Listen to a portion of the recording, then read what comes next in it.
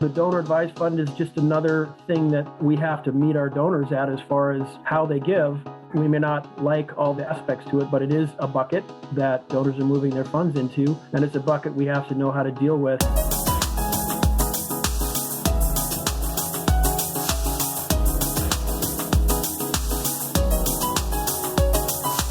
Welcome to the Nonprofit Fundraising Exchange, a podcast from IPM Advancement. Our mission is to help you raise more money so you can make the world a better place. Today's topic, donor-advised funds, making DAFs work for your nonprofit.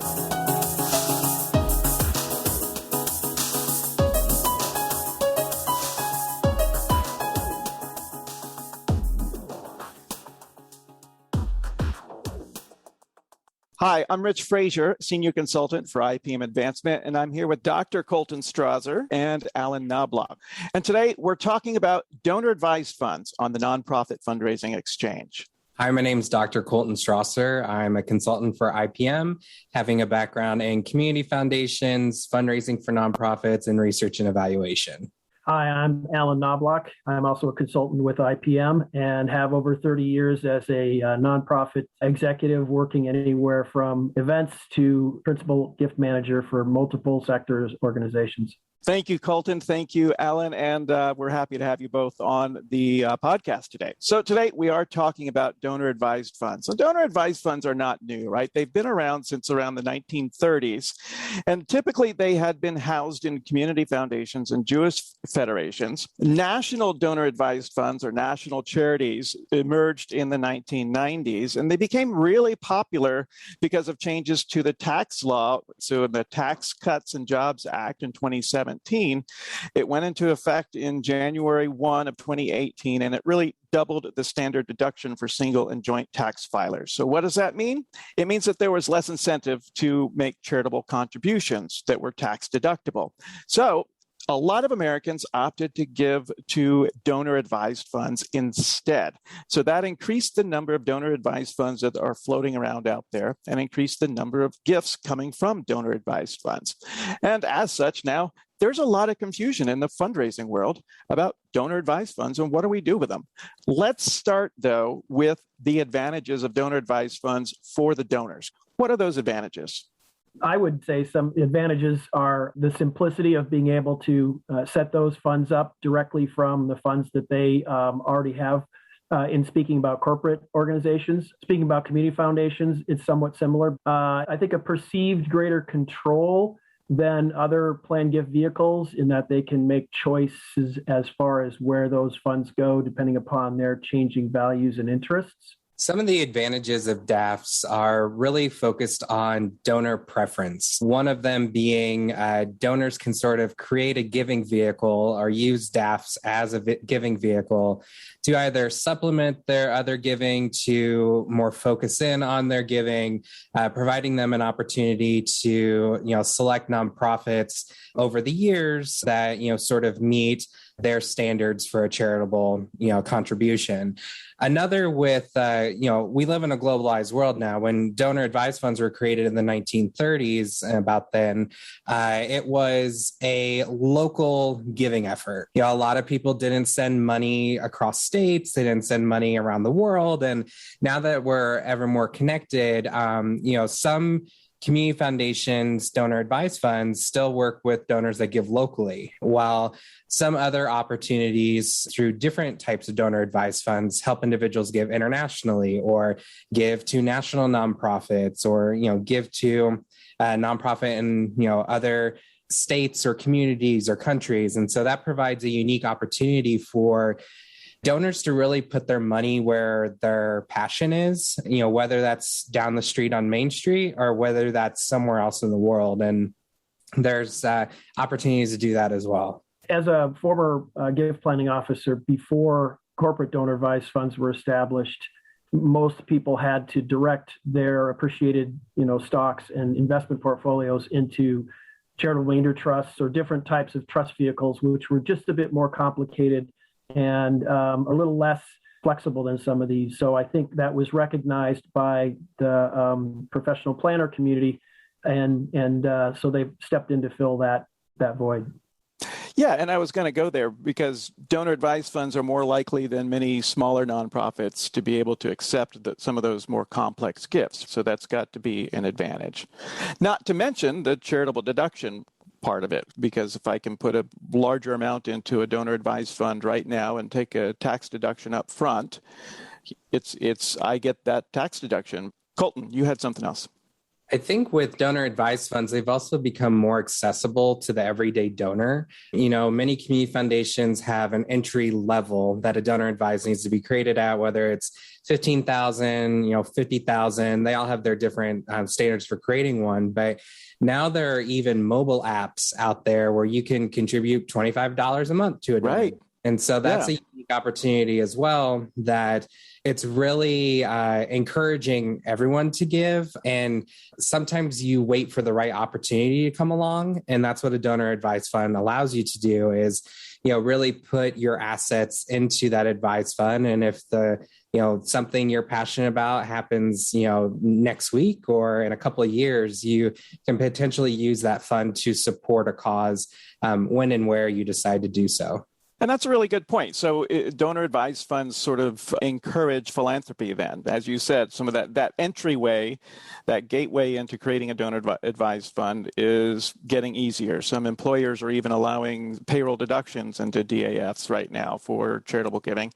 Some funds are removing those minimum requirements altogether. So the accessibility and popularity is increasing. And so, let's talk about some of those national charities, right? Because donor advised funds aren't limited to just community foundations and single issue foundations now. So we've got about 731,000 donor advised fund accounts out there, about $140 billion in donor advised funds. And amongst those national charities, there's about $87 billion.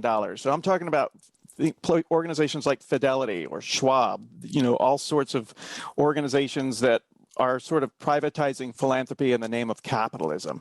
So they're all charitable organizations, but does it have the patina of something else? Nonprofit is a tax status. It's not a ethical commitment. It's not a way of viewing the world. And so, yes, Fidelity, charitable, Schwab, charitable, Vanguard, charitable. They are a for-profit entity that have created a nonprofit to manage DAFs. I think a reason a lot of private wealth advisors have created these types of giving vehicles is because they don't want the money to leave their management. Assets under management is where all of these individuals get paid. They get their fees from it. So why would they want someone to take their money to the community foundation where they are going to receive their fees? And that's how community foundations operate. Most are sustained on fees that they charge to their funds, whether it's 1%, 1.5%. And so in some cases, these organizations thought, well, gosh, we don't want this money to leave, so let's create our own nonprofit to, keep the assets under management. Is there something else going on there?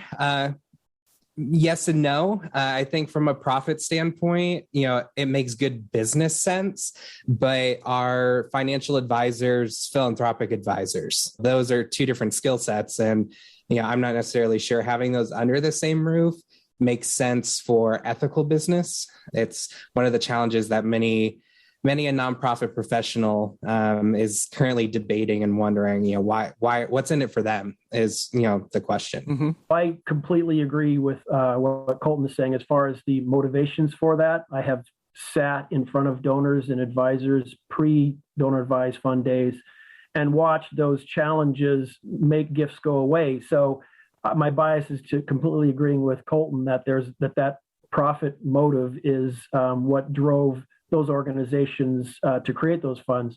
I will say, though, that from the positive perspective, for donors to be able to keep their advisor is probably a motivation to make a gift where maybe that would have turned that gift around before.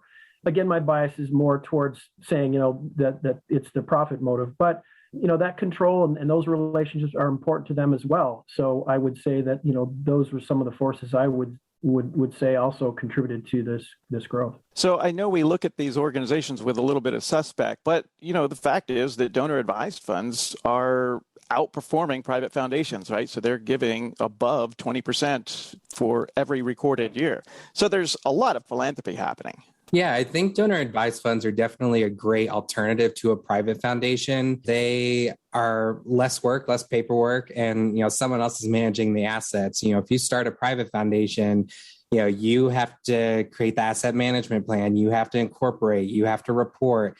And by using a donor advised fund as a giving vehicle, whether it be with a community foundation or a for-profit, it really streamlines charitable giving, and in many ways it encourages it. I think we have to meet our donors kind of where they're at, and the donors own homes, they own real estate, they own investment property, they own retirement accounts, they own family businesses, et cetera, et cetera. I think, the donor advised fund is just another thing that adds to what we have to meet our donors at as far as how they give. We may not like all the aspects to it, but it is a bucket that donors are moving their funds into. And it's a bucket we have to know how to deal with its own unique aspects. So let's talk about that a little bit. How do we help nonprofits and development directors meet donors where they are when it comes to donor advised funds? One thing I found during my dissertation research on community foundations is that some of them are starting to figure out why these for-profits have created these donor advised funds.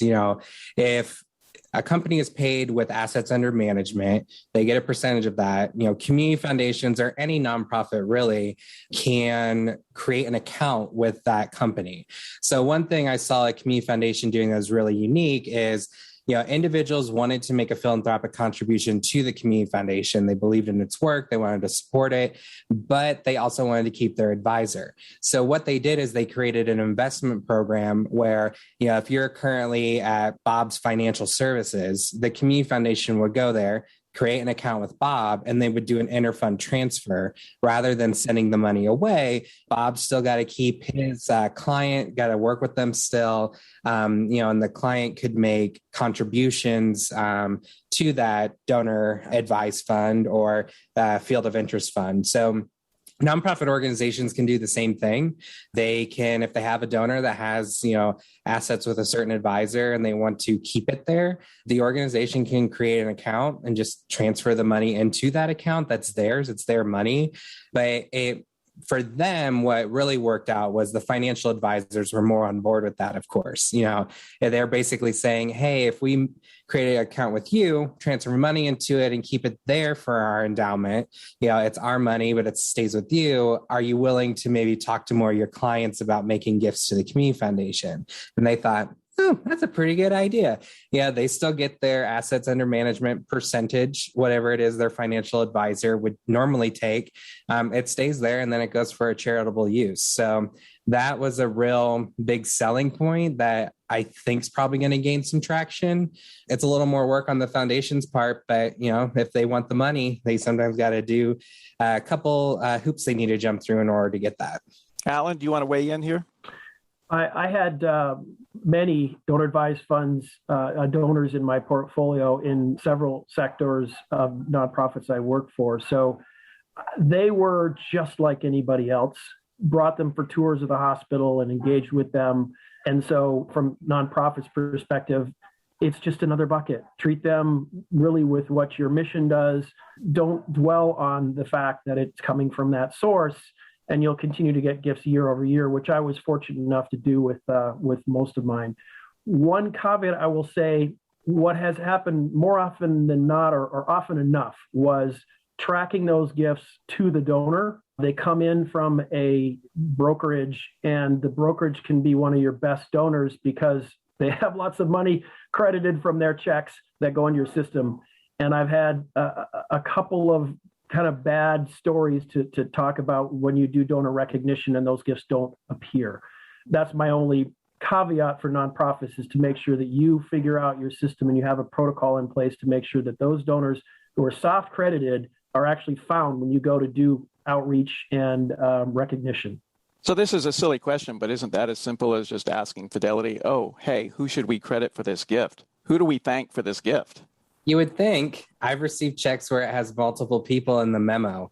They're like any other company. They cut checks the 15th and the 30th, or whatever their check payment cycle is. And then in the memo line, it will say charitable contributions. So many times I've had to call trust companies to be like, who's this actually from? Because they don't know any different. They're just cutting the check through the accounting department. It's not necessarily like, a large check presentation's happening. You have to be notified from your own internal people who may not know how to process these properly. If it doesn't come to you, you won't even know to ask the question of Fidelity or the other folks. So it really goes back to good fundraising practices, right? Internally, it's the processes and procedures. And externally, it's good fundraising, right? It's good stewardship. It's treating that DAF donor. I don't like saying that because it sounds like you're saying daft donor, which, we've all dealt with those as well. But it's treating that donor advised fund donor like a major gift donor, right? And that's what they are.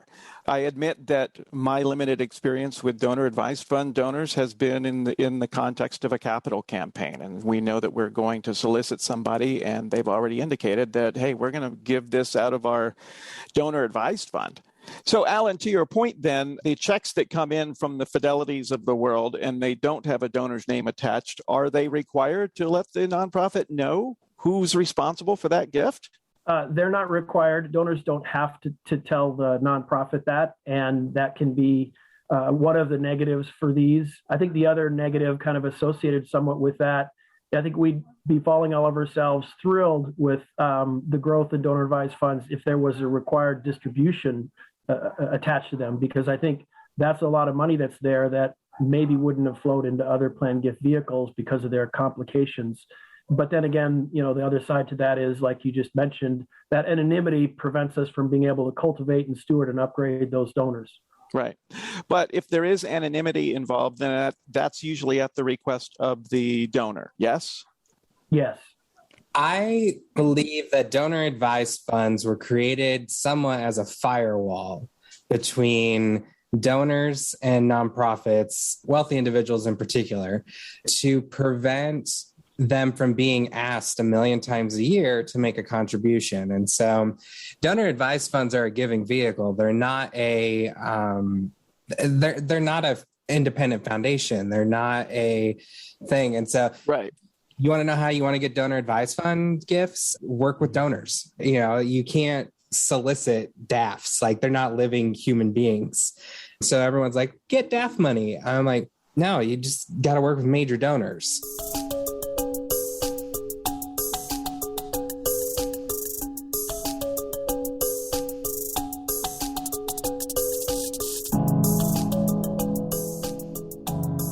This is Curtis from IPM Advancement jumping in for a moment. If you're a nonprofit professional who has questions about your program, or maybe you feel like you've taken your advocacy, fundraising, or membership effort as far as you can and you need some fresh ideas, we have a special offer for you today. NPFX podcast listeners can get a free 30-minute consultation with IPM, no strings attached, when you go to ipmadvancement.com/free. Just enter a few details and an IPM team member will contact you to follow up. It's that easy. That website again is ipmadvancement.com/free. Thanks for listening, and we hope to talk to you soon. Now let's return to the episode.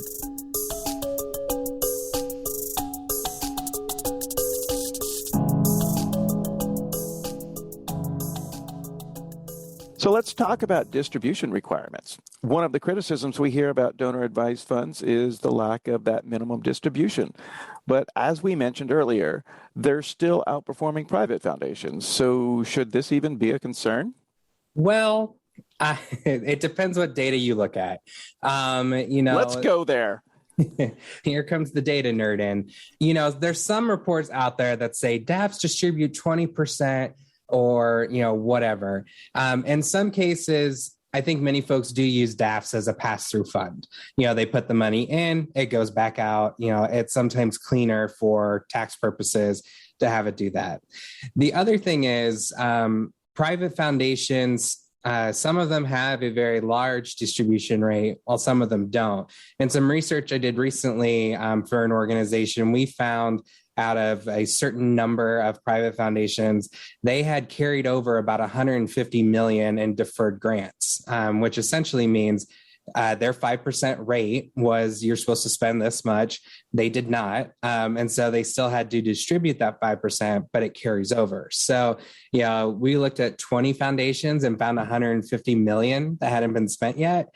I think it goes back to the argument, are DAFs just piggy banks? They don't have a required minimum distribution. Community foundations don't have a required minimum distribution. Only private foundations do. I think some people would argue that 5% is not enough. Others would argue 5% is way too much because they can't generate that much in investment. Now it goes to the more philosophical question. Should 5%, is that enough? Is it not? And what happens if foundations don't generate 5% on their investments? I don't necessarily think growth in perpetuity was the original intention of private foundations. The 5% rule, I think, was more there to be a mandate rather than a recommendation for such reasons as potentially donor advised funds. Are they parking the money? Essentially, you're kicking the can of charitable contributions down the road. You've made it into your fund. It has to go for a charitable purpose. So whether you're a community foundation, Fidelity, Schwab, any other donor advised fund manager, it still has to meet requirements to go to a nonprofit. So it's not like, I can just send money from my donor advised fund to some random person. It has to be a nonprofit. So the challenge with that data is 20%. I don't know. It depends who you ask and how you look at it. But I would assume from a numbers perspective, that number is higher because there are many donors that do use these funds as pass-through funds rather than private foundations, which are more endowed funds. Right. One of the things I think with DAFs that's often not considered at the get-go is what's going to happen when you're gone. In some cases, donor advised funds will transition to a field of interest fund for a nonprofit. In some cases, the money will be put into a general fund. That's sort of my question with this Fidelity, charitable, and all these for-profits is, well, what happens when their client, the donor, is dead? Where does that money go? That's the big question I have. At a community foundation, they have a policy for that. Generally, it goes to field of interest or it goes to their unrestricted community grant-making fund. It has two paths and you choose your own adventure. Or in some cases, you appoint a successor to have that donor advised fund. So that's another big challenge is, what happens when they're gone? I was actually just about ready to make that same point, having, managed as a plan giving officer donors. And when their assets are in their estate, they can be distributed. We're talking about this wealth transfer. That wealth will transfer from, living trusts and bequests. Well, if those assets are tied up somewhere else and there's no dispositive provision within those donor advised funds, or it's controlled by those organizations that want to maintain those funds and the management fees associated with those, that is a big question of mine as well. And it really hasn't been discussed in our circles because I'm not aware of what that process would be. I think maybe we should bring that up as a sector, as well as put a little pressure on them to require some form of distributions from those. If that's the case and people distribute more, it could be a lot more money coming into nonprofits and missions than is currently happening. This is an interesting conversation because it kind of goes back again to good fundraising practices and stewarding and cultivating your donors, not the vehicle itself, right? So the donor, the individual, the family.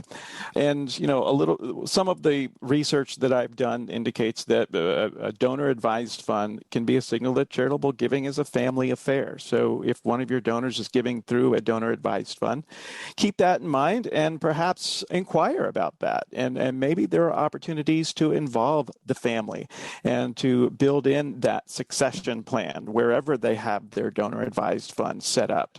Planned giving can be an uncomfortable conversation. Not everybody's an Alan Knobloch and is perfectly comfortable talking about it. But, a lot of development officers, even experienced development officers, are uncomfortable having that planned giving conversation. A donor advised fund is another way to have that conversation, particularly if we're talking about succession plans with those donor advised funds and if we're talking about a family affair. Yeah?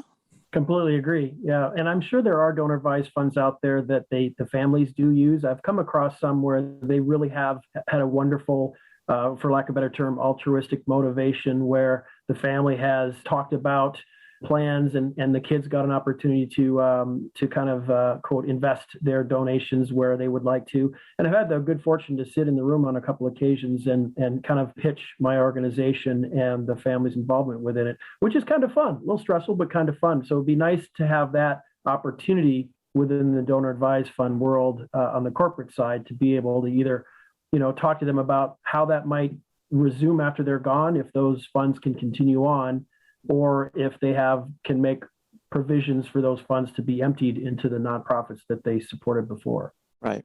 This conversation prompts me to another thought, and that is, how do we market ourselves as nonprofits, and how do we market our development programs, ways to give to XYZ nonprofit? And so are we marketing donor advised funds as a way to give? So if you ever receive an email from me, from the board that I chair, the Arizona Academy of Performing Arts, and my email signature says, ask me about leaving them in your will.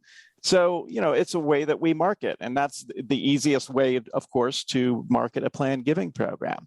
But, it's as simple as that for marketing accepting donor advised funds. I've come across a couple websites that actually now have a portal for donor advised fund requests. So some nonprofits are building it into their current infrastructure.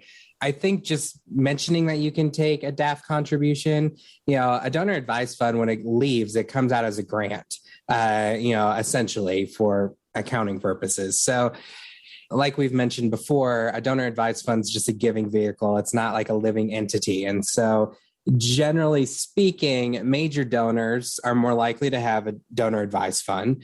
And so like Alan mentioned, does it really matter where the money comes out of? If it's their personal checking account, their donor advised fund, whatever, that's more of a them decision to make. Anyone can accept donor advised funds. So I wouldn't necessarily think it's a marketing thing you can do, So I think you can, if you wanted to incorporate donor advised funds into discussions on planned giving, asking donors, oh, do you currently have a donor advised fund?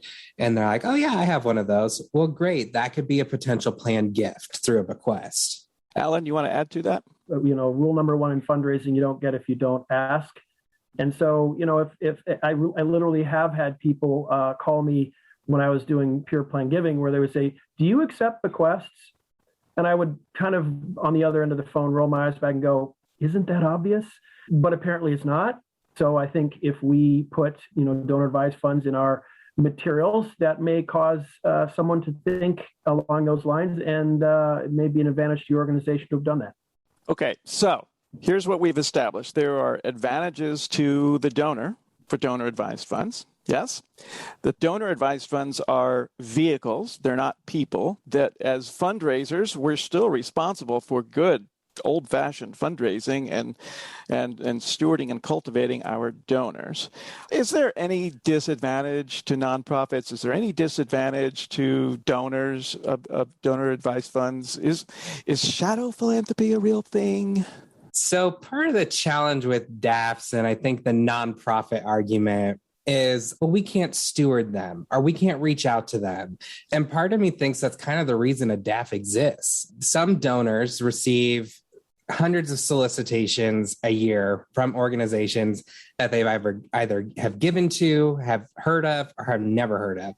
My neighbor down the street, now that he knows I work for nonprofits, he's like, I get so many letters from so-and-so, and I only give to them once a year. I cannot imagine, if you're on someone's wealth screening tool, how much just stuff you're going to get in the mail. So I would make the argument that DAFs, in terms of creating somewhat of a firewall between nonprofits and donors, is somewhat kind of the purpose in some cases.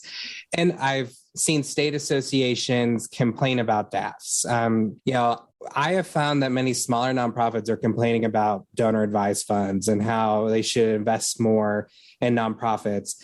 I agree with some of what they say, but my counter arguments to that is I know many nonprofits that wouldn't know what to do with $1 million if it landed on their doorstep. It just would be way too much money. it would, they're not prepared to accept $1 million gift. So here's where I insert that IPM Advancement is very happy to help with strategic planning so that you know what to do with that $1 million gift. Please continue. Correct. I think the second part is, talking about shadow philanthropy and all these different terms. A lot of the, discussions around donor advised funds is very reductive. We sort of say, well, for-profit shouldn't be involved in philanthropy. Well, okay, good argument. Where's the data? A lot of these arguments around donor advised funds, many of them are hypothetical. If the donor advised fund holder, so whether it's a community foundation, Schwab, or whatever, if they make a bad grant, they're going to get their tax status revoked.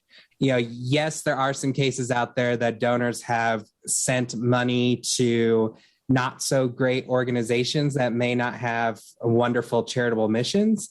For white supremacy was one of the news articles they gave to a nonprofit that has ties to that. So, there's all of these different things that all donor advised fund holders need to do their due diligence on. They need to make sure they are, distributing to a 501c3 nonprofit or whatever they can with their tax status. So, there's a couple bad apples in the bushel, but at the same time, there hasn't been a huge influx of cases where Daft's gone awry. Alan? A background concern is kind of the overall premise, right? The financial planning world is approaching their clients from a tax savings perspective and maintaining an investment portfolio.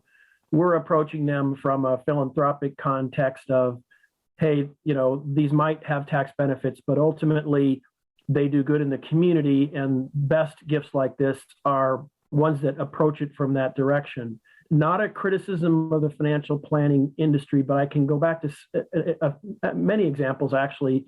Pre-donor advised funds where a trust officer would set up a lunch with me and have a client that was interested in creating a charitable remainder trust for the entity that I was representing, and super excited about the fact that they could take a 10% payout on their $500,000 gift, and then that would leave just about $50,000 for us in 20 years, and we're supposed to be excited about that. That just shows the motivations from both sides, right? I'm like, great, that doesn't really do much for us ever.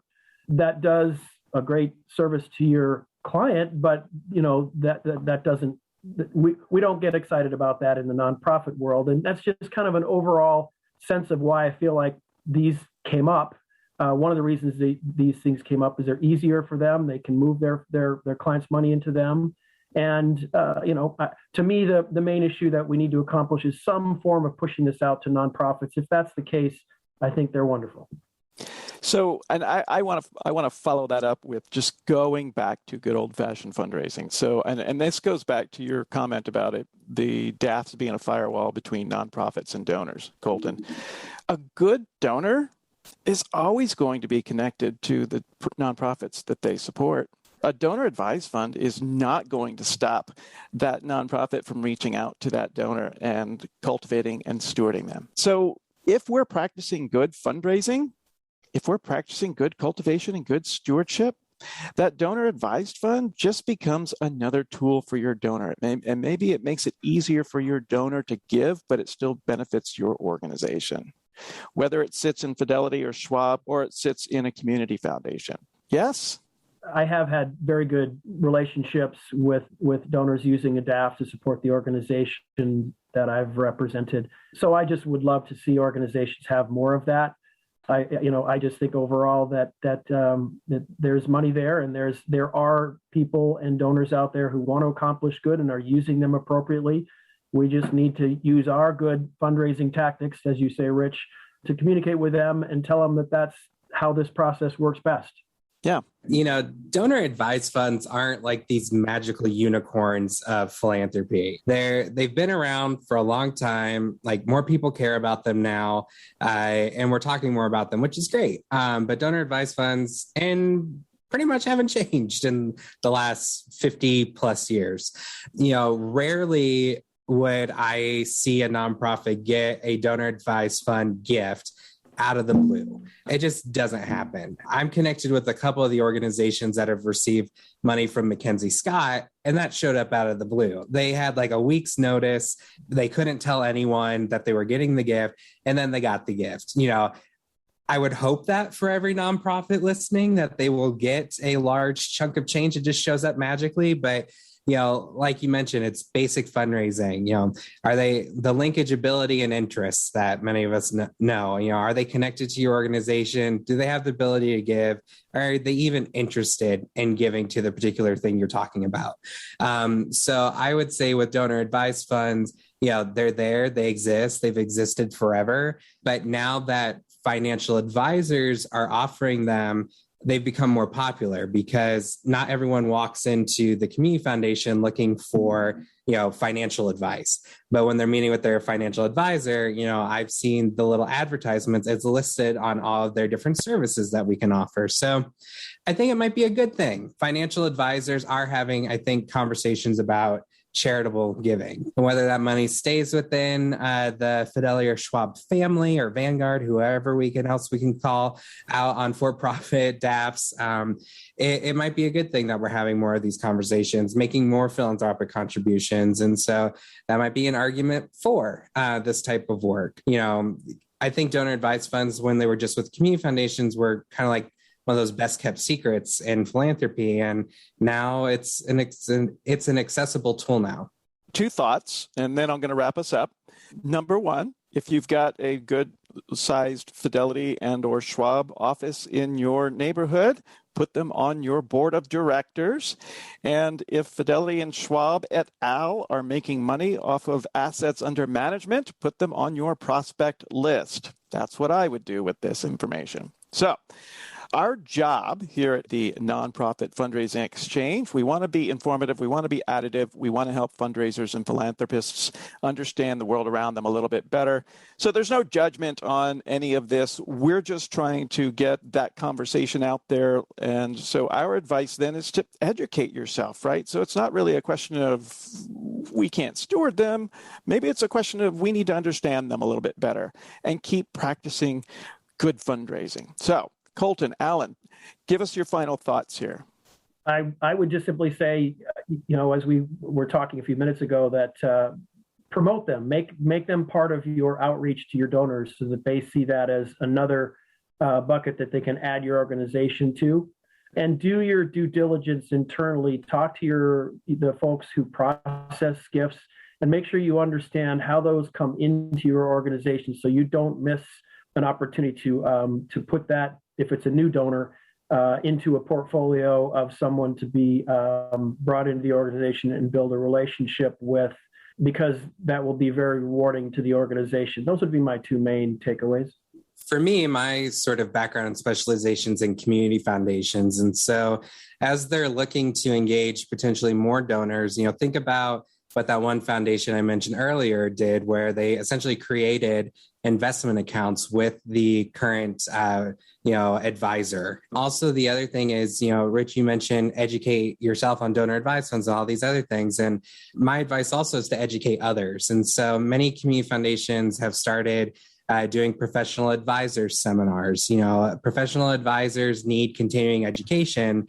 And in the groups I've been part of, when we've become certified to offer that continuing education, we have it, a day long at, Holiday Inn Express, and have a free lunch, have them sign up, and they can get their continuing education points. If you have it around charitable giving and how, charitable giving connects to the community foundation, all these other things, you might get some more friends in that space. And so there are ways to rethink how to engage individuals that either have a donor advised fund or have the capacity to create one, or even have the capacity to give some other type of way. By educating your local financial advising community about how to engage and give to your own organization, whether it be a community foundation or any other public charity, could definitely help in seeing some of these dollars be distributed.